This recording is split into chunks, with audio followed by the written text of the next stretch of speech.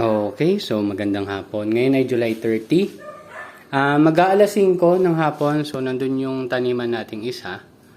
So next time na ako mag-update dyan. Pero tulad din siguro ng ibang nagtatanim, medyo maliit yung bunga ngayon. I mean yung tubo ngayon kasi yan, kung makita nyo, kulimlim pa rin. Although kanina medyo umaraw naman, pero ngayon kulimlim ulit. Baka maya-maya uulan na naman. So, anong pinagkakabalaan ko ngayon dahil nasira yung ating malaking taniman, which is kita naman dito. Kita ba? Ayun o, ayun o. Yun na yung natitirang yero. Parang 1 by 2 foot by 3 foot na lang siguro yung natitira na yan. Na makapit pa kasi.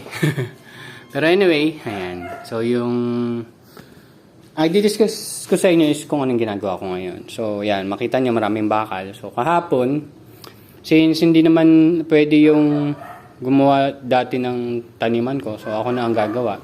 So, kahapon, bumili ako ng mga nasa 2,100 yung presyo ng bakal. Tapos, pinadeliver ko dito, 200 yung price. So, sabihin mo 2,300. Yan. Pinagpuputol-putol ko na, pero hindi pa rin ako tapos. Pero, ang set natin dyan, ay dati ang sabi ko is 1 by 1, 'di ba? 1 meter by 1 meter ang sukat. Ngayon medyo binago ko kasi yung 1 by 1 natin ngayon doon medyo nasisikipan ako. So ang ginawa ko, yung lapad niya is 1.2. Yan, ito 1.2, so may apat na 1.2 para sa first level. Tapos doon sa next level 1.2 ulit. Yung taas, ang pinakamataas is 1 meter. Ito yung 1 meter. Then, yung pa-incline niya is ito, is 0.7 meter. So, 70 centimeter. So, ito pala yung mga retaso ng tawag doon, ng polycarbonate. Ayun, no? Malutong na. Yan. So, hindi ko sure kung baka magamit ko pa, pero yung iba tinapon ko na. Tapos yan, so, gumagawa lang ako ng isang set. So, ito, front and back. Tapos, ito, may front and back na rin tayo na set dyan. Gagawa pa ako ng isang front and back na set. Tapos, yung pang-complete, tapos yung pang-bubong pa. So, ngayon, hindi ko pa sure kung kakasya to. Palagay ko naman, kakasya yan. So, pinuputol-putol ko lang, isiniset up ko lang muna sila dyan bago natin i-assemble. Siguro, pakita ko na lang sa inyo pag na-assemble na. Okay? So, isa pang gusto kong ipakita sa inyo, yung naka-display kay Kuya Jojo is ganitong klase. So, 4 na holes. So, retaso lang to eh. Ito, alam ko 12 by 12 itong sukat nitong kahoy na to. Ginamit ko dati nung nagma-mushroom ako. Tapos, ito namang nasa taas. Ito yung polycarbonate na high quality, yung TIG 2000. So, may mga retaso pa kasi doon. Yan, ginawa ko. Iniscrew ko lang yung gilid. Pero yung unang idea ko is ganito, natatanggal. Ito talaga yung unang setup ko. Kaya bumili pa ako ng parang, tawag dyan, angle bar ba yan? Medyo masikip to eh. Isa na lang. Yan, ito. Ito, medyo natatanggal. Yan. So, naggumawa, tawag dito? Angle bar ba tawag dito? Basta yan. Tapos siniscrew ko lang sa gilid. Tapos sinakto ko lang to dyan. Ayan. Para natatanggal. Kumbaga yun yung idea. Para pwede mo siyang isabit. Pero palagay ko, para mas madali naman siyang install. Tapos kasi bumili rin ako nito. Magkano rin to. Para minus sa cost, iniscrew ko na lang. So mas nilakihan ko lang yung sukat niya. Tapos yung butas naman nito, yung di ko lang alam kung anong sukat niyan eh. Pero pasok naman to eh. Makita nyo dito. Wait lang. Lipat lang natin. So, ito pala yung mga basong ginagamit ko. So, kaya medyo basa yan kasi dinisinfect ko sila. So, gumamit tayo ng hydrogen peroxide. Kaso wala nang sukat-sukat. Basta hinalo ko lang sa tubig. Doon ko sila binanlawan. After hugasan, babanlawan ko sila doon. Tapos, hayaan ko lang sila nakababad sa hydrogen peroxide. So, hindi ko na sila pinunasan after nun. Ayan.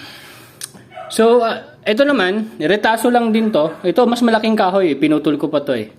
So, yung isang retasong kahoy ko nito sa taas, kung maalala nyo yung pinaglalagyan ko ng nutrient solution dun sa location 1, ganun yon. Pero pwede mo siyang hatiin sa limang ganito rectangle. Tapos yung tinignan ko, minaximize ko lang yung space.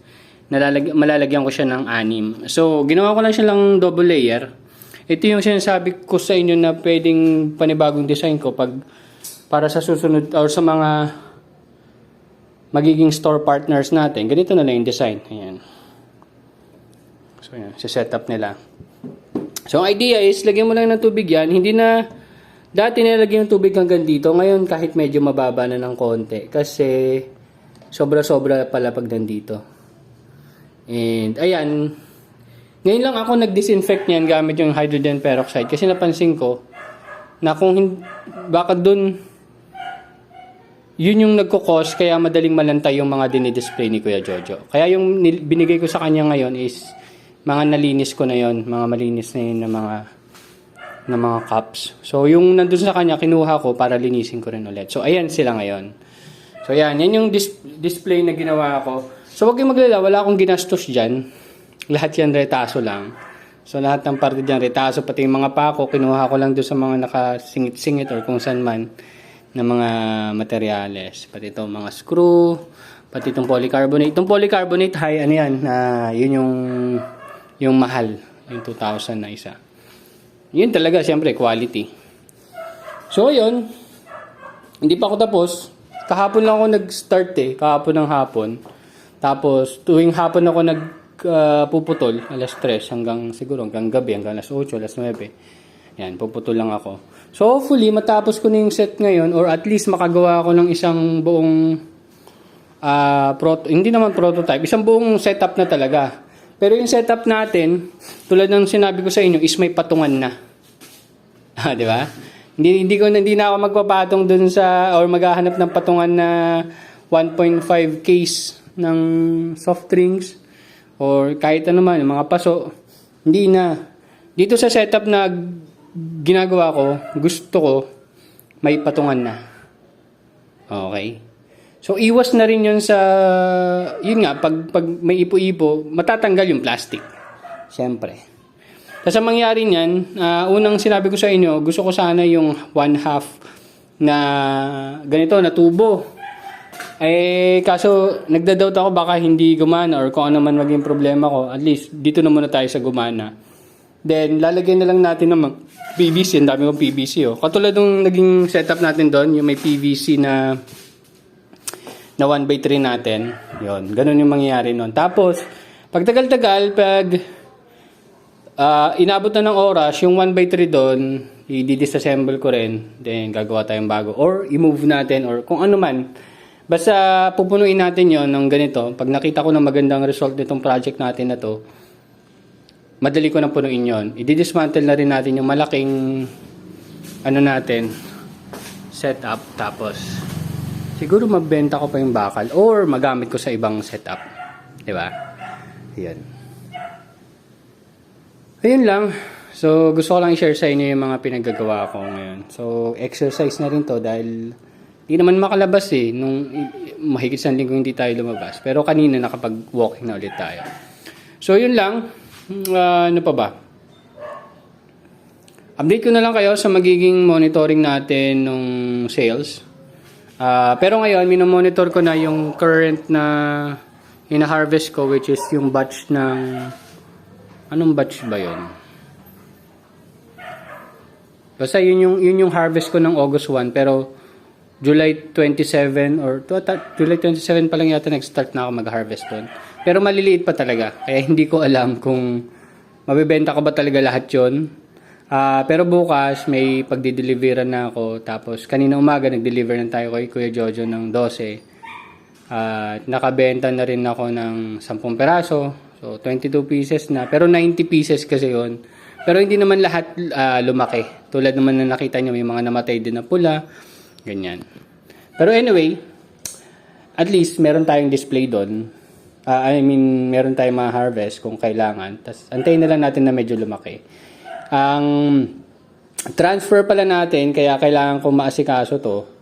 So Wednesday pa lang ngayon, kailangan kong mag-transfer. Pinaka-late na yung Sabado ng hapon, kailangan mapag-transfer na ako. So ang target ko talaga, by Thursday, mag-start na akong i-set up to doon sa kabila.